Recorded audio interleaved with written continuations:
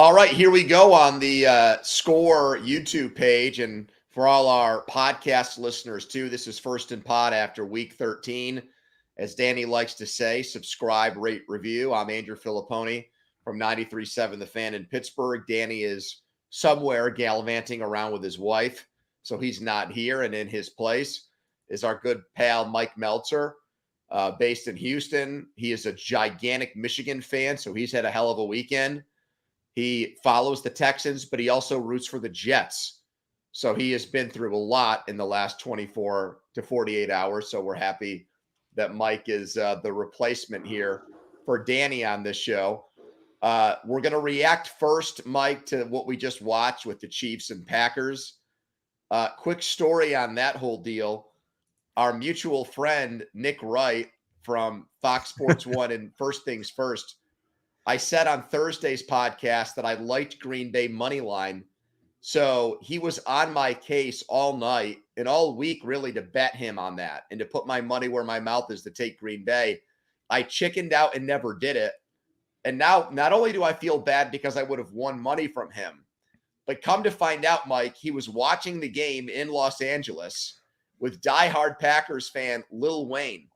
And the thought that he would have lost that bet to me while watching with Lil Wayne is now excruciating that I could have had that over him for the rest of my life. So I am disappointed in that way. My take integrity was right. I didn't win any money from him. So it could have been better. Still okay for me that I liked Green Bay in this spot. And really, Mike, I know there's a few things from this game that are worth getting into. But I'm going to say, first and foremost, 19 points from Kansas City. I mean, this is now a pattern with them where they don't play these huge offensive games like they have for years. They came out of their funk in the second half against the Raiders, and a lot of Chiefs diehards said, okay, something clicked there. And then it was more of the same against Green Bay, and their defense could not bail them out. And so, Mike, really for the first time, not only is the offense still stagnant for them, but based on other results in the NFL this week, I think there's real concern there now that they're not going to get that number one seed. And this is the first time all year where I would say the Chiefs are in real danger of having to go on the road and win an AFC for the first time in the Patrick Mahomes era. Would you agree with that? I would agree with that, yes, because you look at Baltimore, who I think is better, Miami, who is now at 9-3. Whatever we think of Miami, very easy schedule. Yes, and they, like Dallas, they just basically obliterate teams that are worse than they are, and at this point, they've already banked in the 9 wins. Like, I'm not incredibly down on Kansas City, but they're, as you pointed out, Pony, they're not the same team that they have been the last couple of years. And I mean, the obvious is to go to the receivers, and I think they were a little bit better today.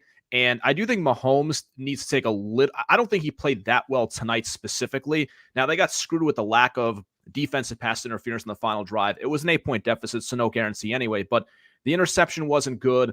He was 21 for 33. I just kind of keep. He got outplayed by Jordan Love. Let's call it what it is. Great the better point. Quarterback was in a Packers uniform tonight. Yes, you were 1,000% right. The better quarterback was on the other sideline, which you never, ever, ever say in the Mahomes era. And I know this is more of a big picture than small picture, but rarely does a team that is trying to be a dynasty trade away willingly a foundational player, Pony. Not like somebody who's like on that second or third circle if you're diagramming a team. Sure. But a foundational player in Tyreek Hill. And even though they won a Super Bowl, so you're not going to go back and like criticize that they've invested more in the line, the defense, it's gotten better. Like the whole thing, everybody listening right now or watching knows, but it has had a really serious effect on this year's team because offensively, it just feels, it's not like it's a bad offense, obviously, but it feels much more labored than it has been the last 5 years. No question. It feels. Yeah, they got a big rushing performance by Pacheco. It still wasn't even close to enough to win this game.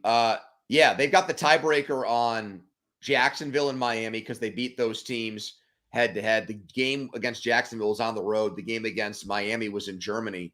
So if they're tied at the end of the year, they'll still win out and get the number one seed. But right now, I'm just not convinced that they're going to finish with a better record than either one of those two teams. And as far as Green Bay is concerned, and they were talking about this all night on NBC, like it's going to take a lot for them now to screw this up and not make the playoffs. Yes. And Matt LaFleur and those guys look dead in the water. They were not scoring points. They were going full first halves without touchdowns. And something clicked against the team that I cover and root for, the Steelers, where they lost the game. But offensively, Jordan Love was really good against that top-notch defense.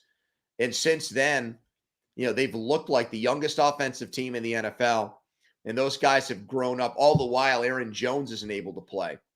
So a game that weeks ago seemed like it was a nothing game, Mike, Packers-Rams, that we barely talked about on this podcast. Now that Green Bay won that game, that is a huge tiebreaker for them. And I would think right now that they're going to make the playoffs. And I would predict on this podcast right now live that the NFC North is going to put 3 teams in the playoffs this year: Detroit, Minnesota, and Green Bay. So that's our reaction to the Sunday night game. We'll get into the rest of the games now. Mike, you're going to have to help me because I was at the Steelers game against the Cardinals through that whole weather delay. It was a complete disaster. That feels like one, other than Jets Falcons, that feels like one of the worst games to go to on this particular Sunday. Thank goodness I was in a suite, so I had luxurious accommodations that made it easy to wait that whole thing out. The result was terrible, and everything else that happened in that game, which we'll get to here. But I did get home in time to watch the 49ers lay waste to the Eagles. And Danny, to his credit, multiple times, both last Sunday and Thursday, was convinced that this game was going to be a blowout and that San Francisco was going to distance itself, really, as it turns out, from everybody else in the NFL. It was going to clearly look like the best team in the league. Number one, Mike, did you feel that way going into this game?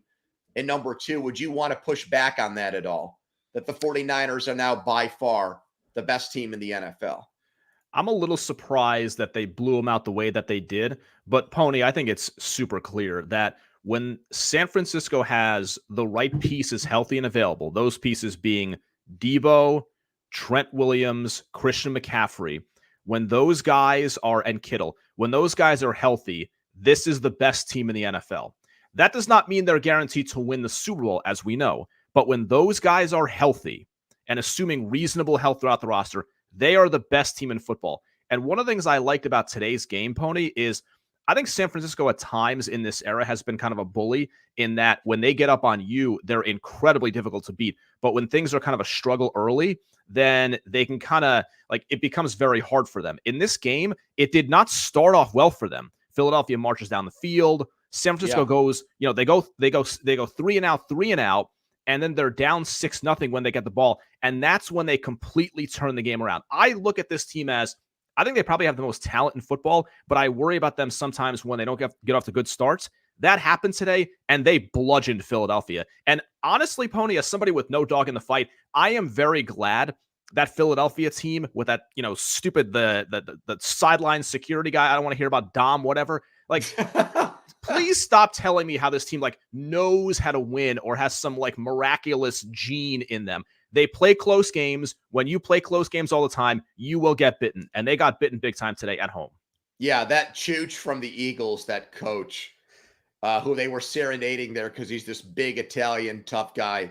Ridiculous. Who got into it with Greenlaw. Greenlaw got thrown out of the game, right? I didn't hallucinate that. That's a trade you make every time as an Eagles. I'll trade my security guy for their second best or third best defensive player. I mean, in a way, I do congratulate that guy on that for egging on one of their best defensive players. But yeah, that dude should be suspended from their next game. I thought when the Eagles settled for field goals, it was a warning sign that they didn't get more out of those opening possessions. And San Francisco made them pay. Debo Samuel talked the talk and he walked the walk in this game. I mean, he called out Bradbury, and he's been talking since that game, that NFC Championship game. And I thought that might backfire on him because the Eagles, they beat winning teams. They don't lose a lot of games with Jalen Hurts, and they were playing at home. And so I thought that would be a motivating factor for them as an underdog. As it turned out, there's just a talent disparity or gap between these two teams right now. And not to simplify it too much, Mike, but in these games where you think great rosters from top to bottom, is it going to come down to the most important position, quarterback? I think Philadelphia would like to think that with Jalen Hurts, they have an edge over San Francisco. And I would have thought that going into the year. I don't think that's the case anymore. I've really been an anti-Purdy guy as a system quarterback, as somebody that just takes advantage of the personnel and the coach he has. And maybe a little bit of that showed up when Samuel was out and Williams was hurt during that 3-game losing streak. But when they're healthy, he is as good as any quarterback in the league right now. And I would include Patrick Mahomes in that statement based on what we've seen from Mahomes this year. So I didn't think they could win a Super Bowl with Purdy as their quarterback before the season started. I take back that comment. And I think right now, Tua would be my pick for MVP. Dak would be second, Mike. Okay. And I would put Purdy third behind those two guys. I mean, he's been that good. I too have my own deep questions about, like, if you built an NFL team exclusively around Brock Purdy, what that might look like. And this team is obviously not that, because it's built around having one of the 3 best running backs in football, having these dominant skill guys. And Debo, I mean, you saw it on the catch and run today, where he broke the linebacker's tackle, and he's just, between the physicality and the speed, it feels like he's unstoppable. But as far as the Purdy part goes, I get the natural hesitation, like with his physical limitations, but there comes a point where, like, Pony, we get to this point in the season, and today I like the QBR metric. This is against Philly's defense, which has a lot of talent, weaknesses at linebacker now. 4 touchdowns, no picks, QBR of 82. I actually like that stat. And now we're up to, and I don't know, let me check this as including today's game. It is 23 touchdowns, 6 interceptions. He leads the league in QBR. Like, I don't know if we had a league-wide draft of quarterbacks, he'd go top 5. But as far as what he is doing right now, I don't know what I can ask him to do more than what he is doing right now. That's exactly right. Okay, so Dolphins and Commanders I have next here. This is the 3rd time Miami has scored more than 40 points in a game this year. So how good is this team, Mike? I think they are, okay, let's put it this way. If I'm going to compare them to, let's say, the Lions, who have a similar thing where they beat up on bad teams and don't really measure up well against top competition, I trust Miami more because I believe in the coaching and the scheme a little bit more. But man, against inferior competition, like, I don't know how many teams are built to just eviscerate inferior competition between their scheme and their speed and their wide receivers. But I'm still going to have some doubts until they actually do it against one of the very best teams in the AFC. Well, is that me? Is that me? No, you're not. Am I equivocating too much? I don't believe you're not being a hater. They are in this stretch. We talked about this a few weeks ago, where it's, I think, 5 straight games against teams with a losing record, and they're smack dab in the middle of that right now. And we're not going to find out about this team. I think they have back-to-back games against the Ravens and Cowboys late in the season. They do. Yep. That's going to be when we discuss, and then the Bills after that in week 18. Yes. So that's really when we get to, they had this run last December where they played good teams and they lost all the games, and then Tua got hurt again. So the bottom fell out for them. I think it's fair to be skeptical. I know I am. I didn't think they'd blow out the Commanders today the way that they did. I thought Washington would get a bump from firing Del Rio and Rivera taking over the play calling. Nope. And Howell has a way of, sometimes, especially against the Eagles, he plays well. Yeah. So I thought that was going to happen today. I give Miami marks for winning the way that they did. But the AFC, to me, I'll make this a broad comment about the conference. I think if I wasn't in Pittsburgh, I think I would feel very confident in saying that the Ravens were the best team. But the problem for me is every time I see the Ravens play the Steelers, they don't look like that team, Mike. Yeah. I see their quarterback at his worst, and I see their coach at his worst when he matches up against the team that I cover. So because of that, it makes the conference look like it's anybody's ball game. In fact, I think it would be a year where, like, if Buffalo could get in as a 6 or 7 seed, they could win it, playing games on the road like Tampa did a few years ago. But Yes. so I'm with you. Like, I don't want to come across as someone that's like, hugely anti-Dolphins, because I do like their coach, and Tyreek Hill should win Offensive Player of the Year. But I'm like you. They're the NFC Cowboys for me. I got to see them beat somebody good before I completely buy in. All right, next game is the Colts and Titans, which I moved up the rundown because the game was so good. It was probably the best game of the entire day. The game went to overtime. This is the Colts' first 5-game winning streak in 5 years. And we have a diehard listener. His name's Colts fan Greg, who loves this podcast, who is excited that we're finally talking about the Colts and it's not 40 minutes into the podcast. So my question for you, Mike, you're an AFC South guy. Is Indy going to make the playoffs? All right, so now they're at 7-5. So I'm looking at this, and boy, you look at the schedule: at Cincinnati, home Steelers, at the Falcons, home Raiders, and home Texans. I don't think they really belong there spiritually. I'm going to say yes. I believe in this coach. You got a lot of big coaching moves in the AFC South, which we'll get to over the course of this episode. But, you get, again, the 5-game winning streak. Like, the punts were, the special teams were such a big deal in this game. 2 block punts.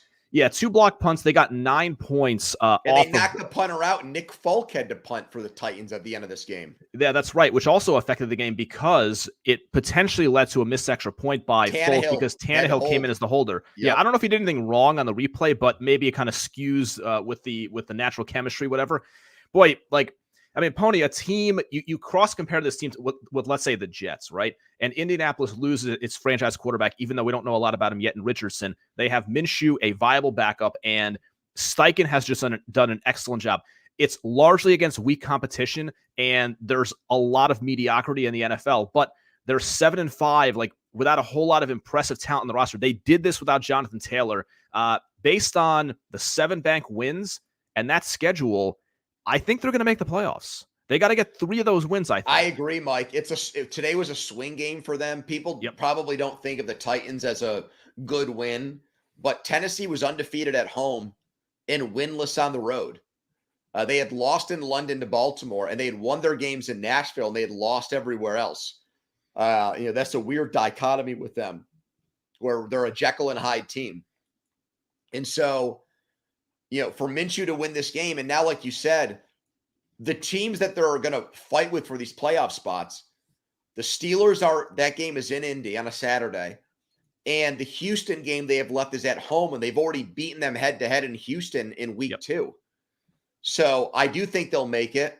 I said to Danny on our last episode at the end of the podcast, Steichen's got to start to get recognition for Coach of the Year.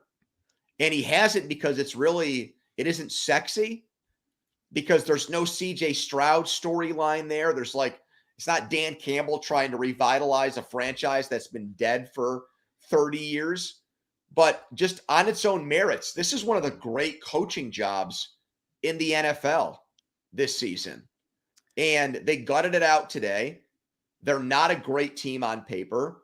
One of their best players has a debilitating back injury, Shaq Leonard, and had to get cut. Yep. Jonathan Taylor's out now. Richardson got hurt. Yeah, I think great culture win for them, and a team that is very much under the radar. But I'm with you. I think they will make the playoffs. Okay, so let's go to the game where you are in Houston, the Broncos and Texans. This came right down to the wire, Mike. Russell Wilson, for the last few weeks, it's been about him making plays late and in the clutch. Interception at the end of the game. He threw 3 in this game. We just said the Colts are going to sneak in. Does that mean the good vibes for the Broncos are gone? Did their kind of renaissance season go up in flames in Houston today? I don't know if all the good vibes are gone, because I think if you're a Bronco fan, the thing that you have to find solace in is that no matter what the conversation has been about Sean Payton the last 2 years, Sean Payton can still coach high-quality football, because I don't think that team is ultra-talented. I think what he's done with Russ has been pretty good despite the 3 picks. I would just look at it as in terms of the swing game you mentioned for Indianapolis about 2 or 3 minutes ago, this was a huge swing game for both Houston and Denver, fighting for that 6-7 seed. The fact that the Texans won, got the tiebreaker was big. I just think if you're Denver, you were starting from such a hole.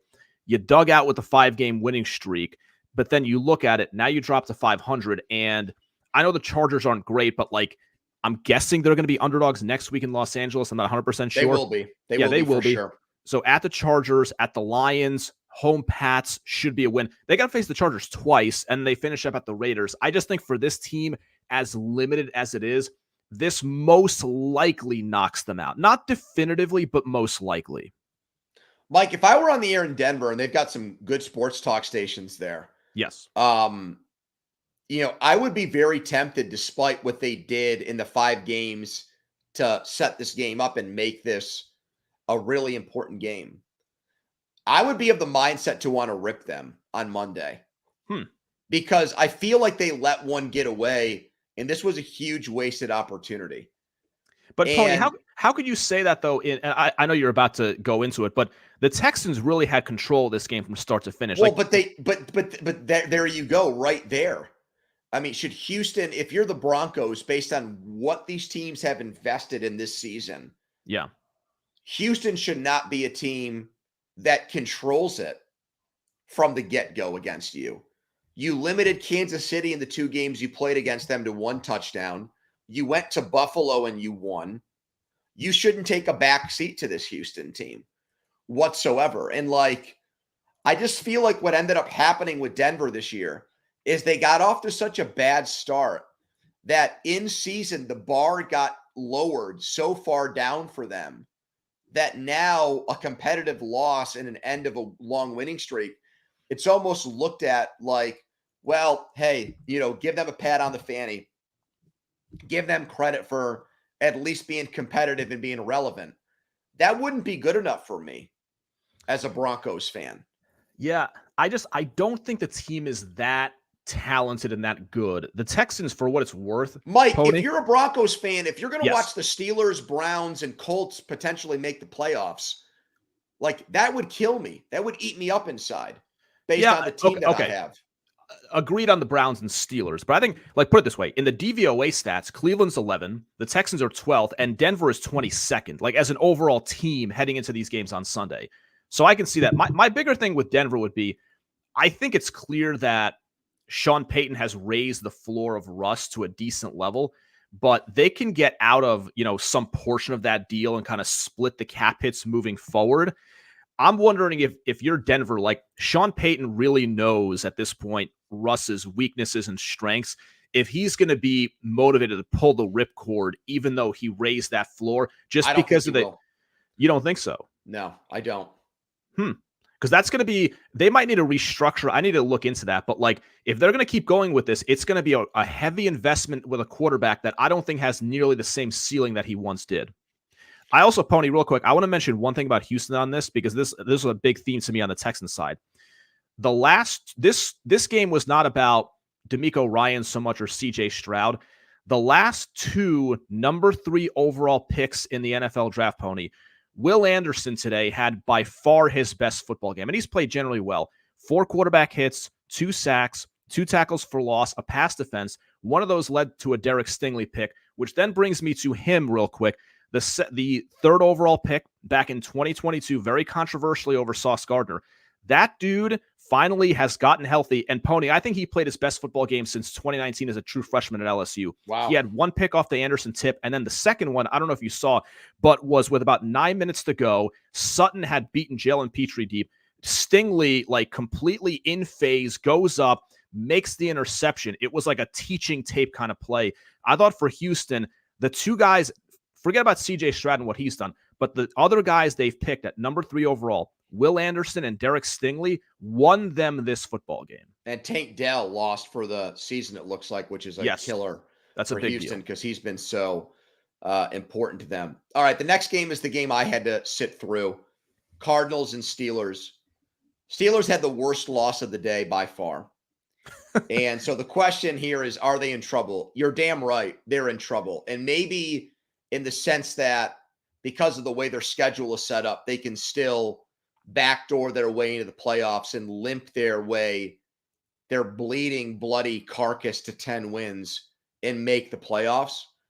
But what happened today to me was an indictment on Mike Tomlin and this whole idea, Mike, and maybe it's different for you because you're not in the fishbowl like I am. Yes. But this idea that he is, one of these great NFL coaches who raises the level of his team and makes them competitive and relevant at all times.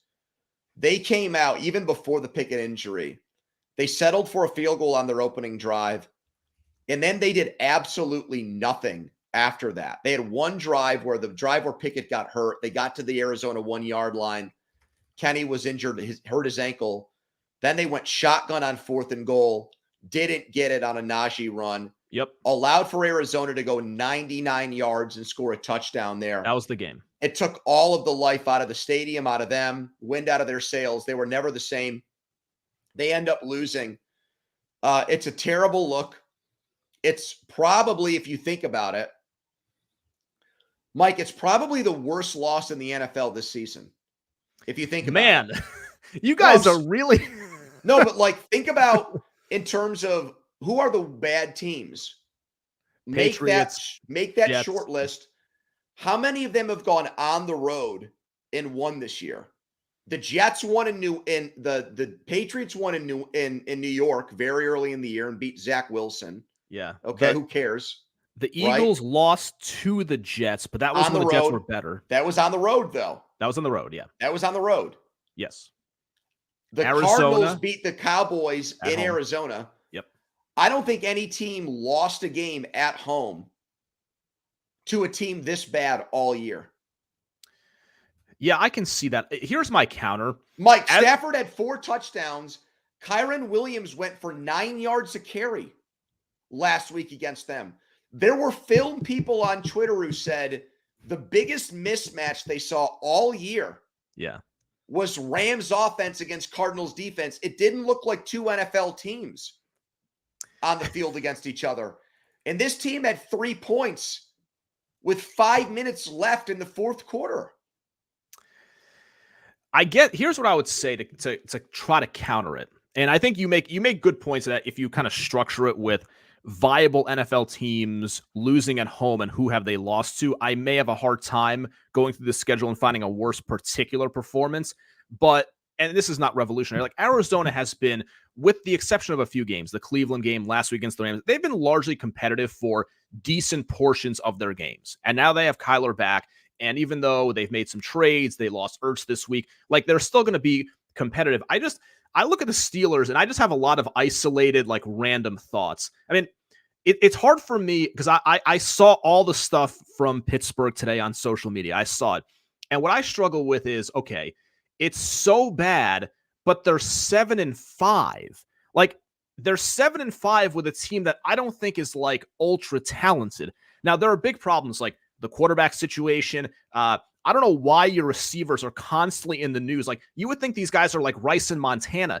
Why are these guys always being talked about? I know, dude. Pony, I am frustrated for you, and I'm not even there. Why are they in the news so much? What is this? The 99 Rams? What's going on with these guys? Johnson celebrated a touchdown to make it a 2-touchdown game today. Yes, I saw that. 24-3. He's dancing in the end zone like a fool.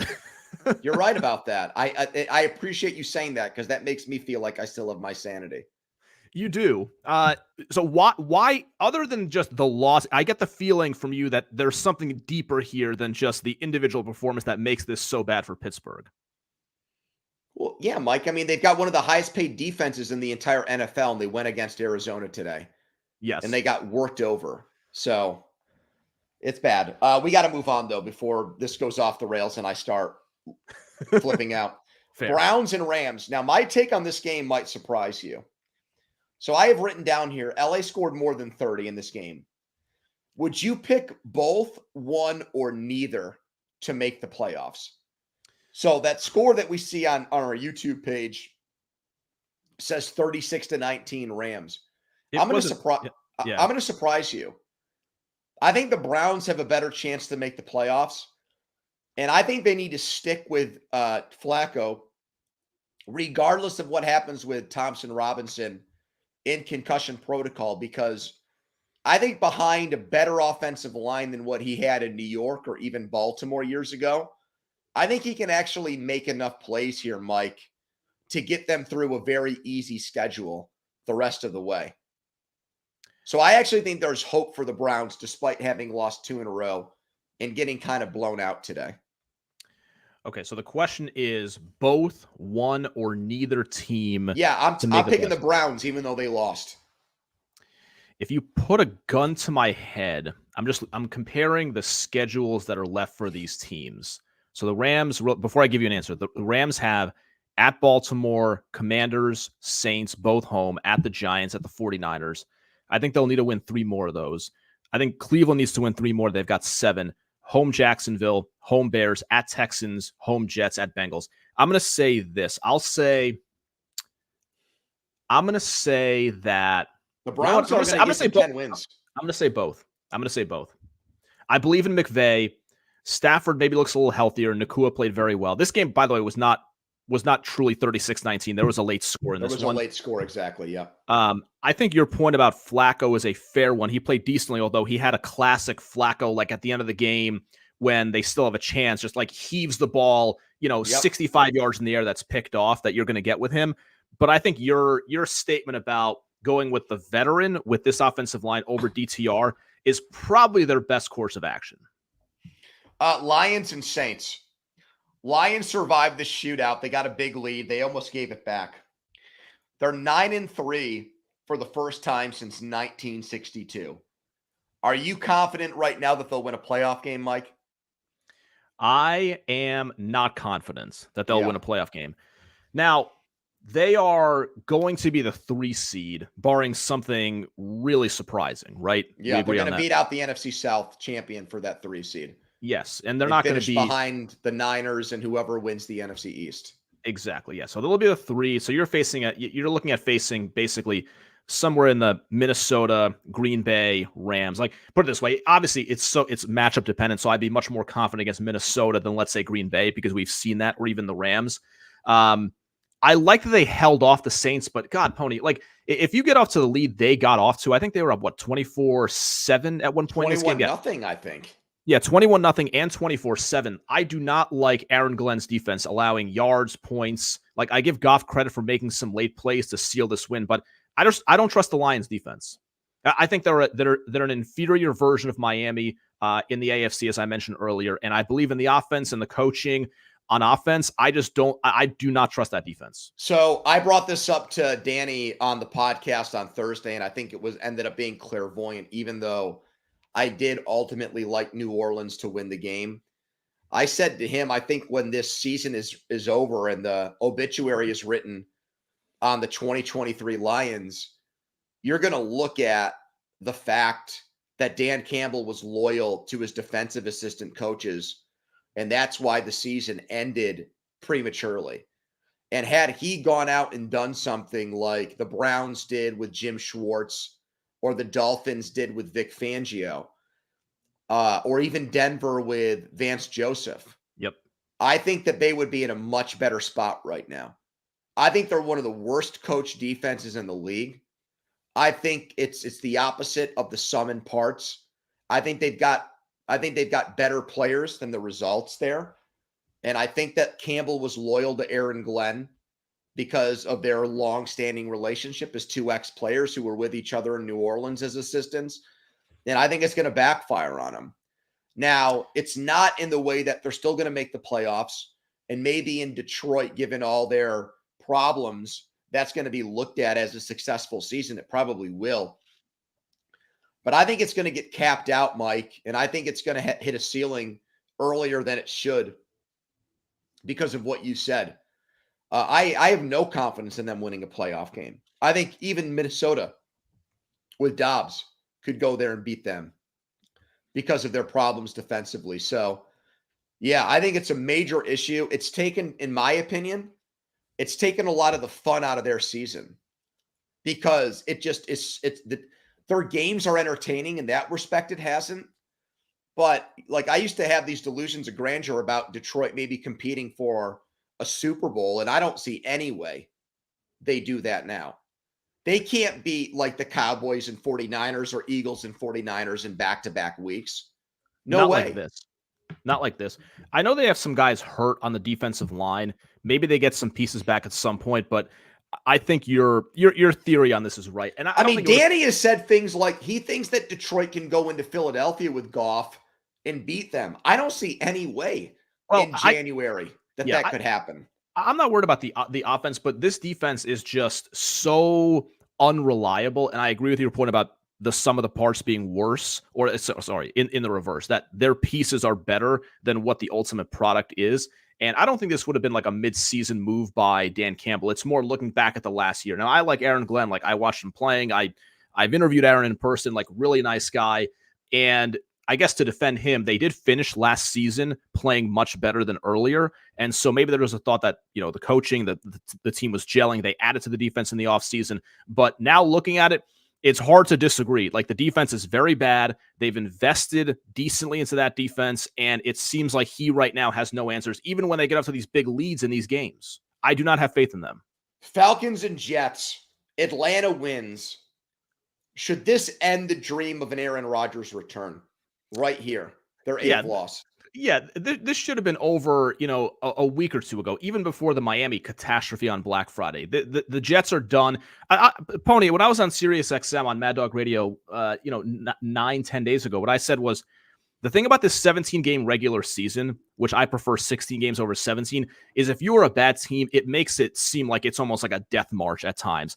And if the Jets could have pressed the button to basically flash forward to the end of the season after the Bills game, with all due respect to the competitive fire of the people in that building, I think they absolutely would have pressed that button. Because Pony, they got 5 games left. How the hell are they going to get through 5 football games with this performance at quarterback and offensively in general? And the thing I'll say about that is Ian Rappaport, Glazer, anybody else, from a Jets standpoint, like, people, they need to understand the feeling of the Jets fan base. There is a lot of anger right now. People are tired of hearing updates about Aaron Rodgers or we're going to trade for Devontae Adams in March, like any of this nonsense.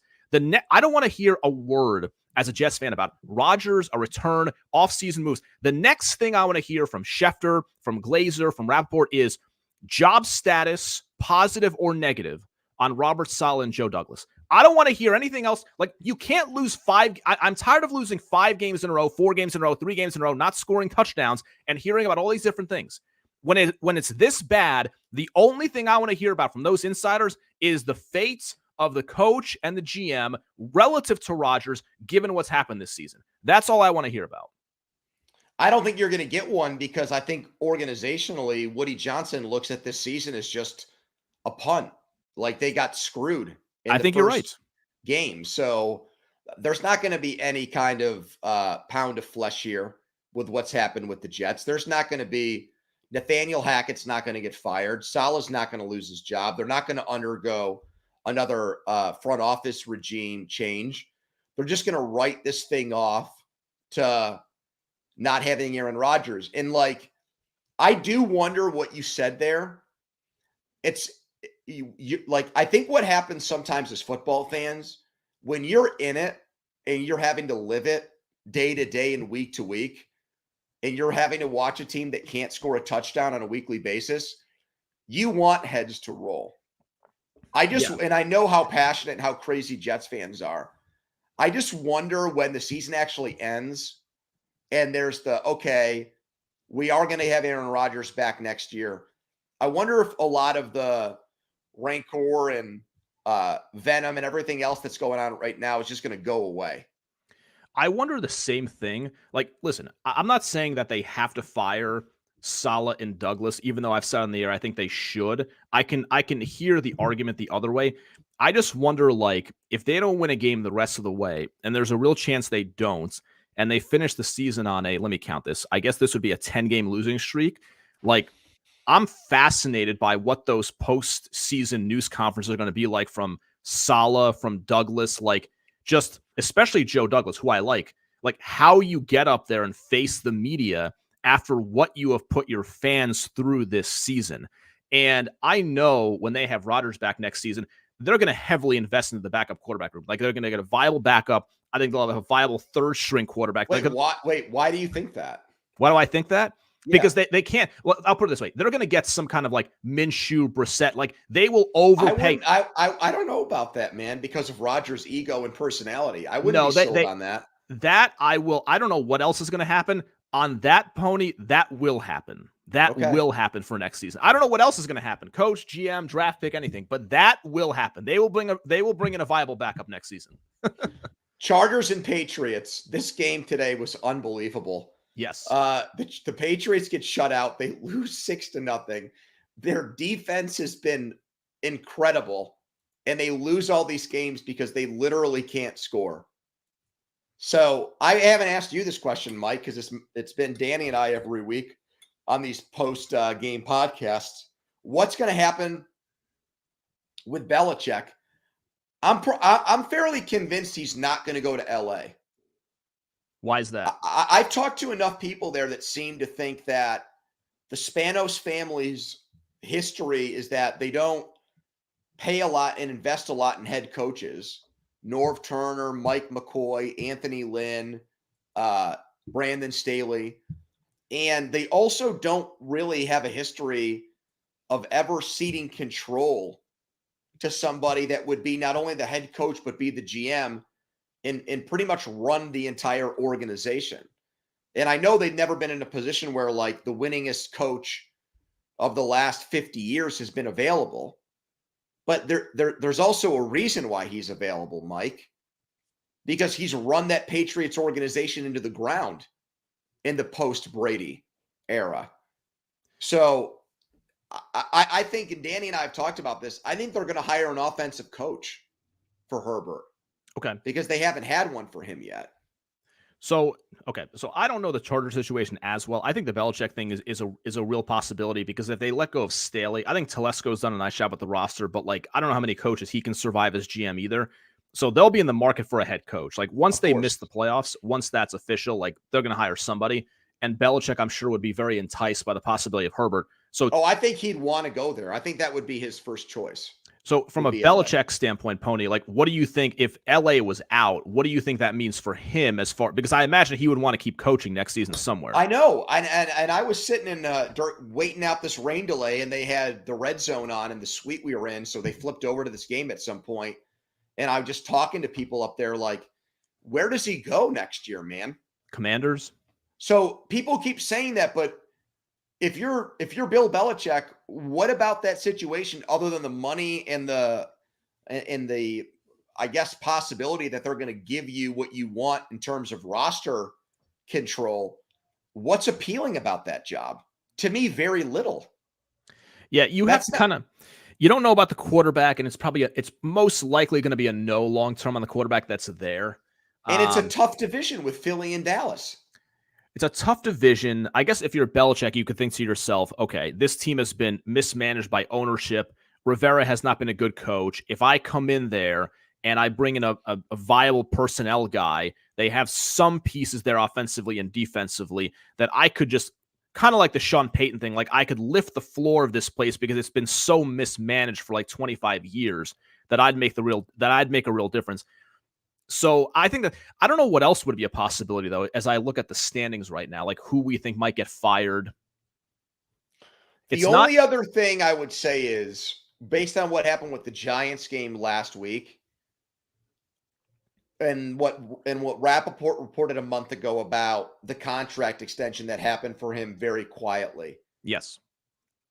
Is Kraft like on board with how bad they've been this year? And it's going to set them up to draft one of these quarterbacks. And all the speculation is for naught. And he's actually in a better place with the Patriots than we think. I mean, and even though they're frustrated with how the Mac Jones thing has gone down, yes, they're going to give him one more shot to fix this. I don't think it's a crazy thought from the standpoint that like we can look at teams and we can talk about like what a great job like D'Amico Ryans has done or somebody else has done, but without being overly obvious, like the quarterback makes such a big difference. And I think it's actually a lot of their fault too with Mac Jones. But like the Kenny Pickett thing, I never really fully understood the logic of the pick to begin with because I just didn't see a whole lot of upside there. Like, if you can get Caleb Williams or Drake May, and you still think Belichick is a solid enough coach, and I think the way the defense is played, he's obviously a defensive guy by trade, would lend some credence to that idea. Like, they've botched the offense. He has botched the offense from the coaching to the players to the picks, on and on and on.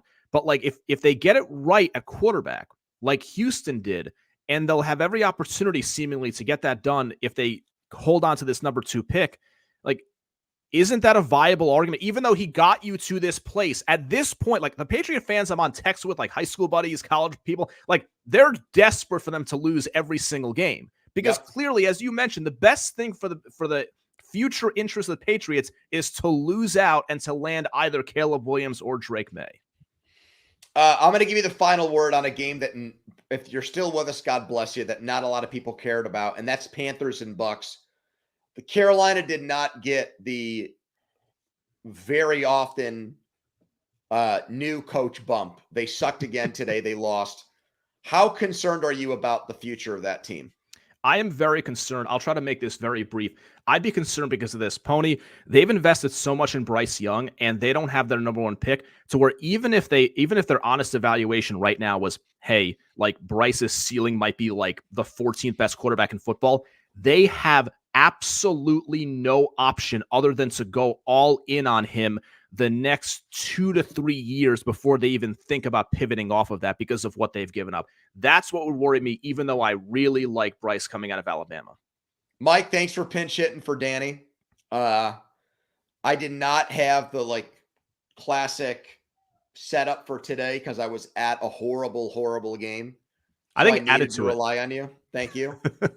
Danny will be back when we do the Thursday preview, which will also coincide with me tearing my remaining hair out if the Steelers somehow lose to the Patriots on Thursday night. A Thursday night football game that Amazon previewed by showing Bill Belichick as the person to watch for the Patriots. So, Mike, thanks for hanging out with me. You can subscribe First and Pod on all the major podcasting platforms. When you do that, it means a lot to rate it, review it, tell people, because that's how we get paid. That's how we grow this thing. So thanks to everybody for listening on this Sunday night and watching on the Scores YouTube page. We hope we can get other Odyssey affiliates to simulcast on YouTube and maybe even pick up our show on a radio terrestrial program. So thanks again. We'll be back on Thursday with Danny. You've been listening to First and Pod.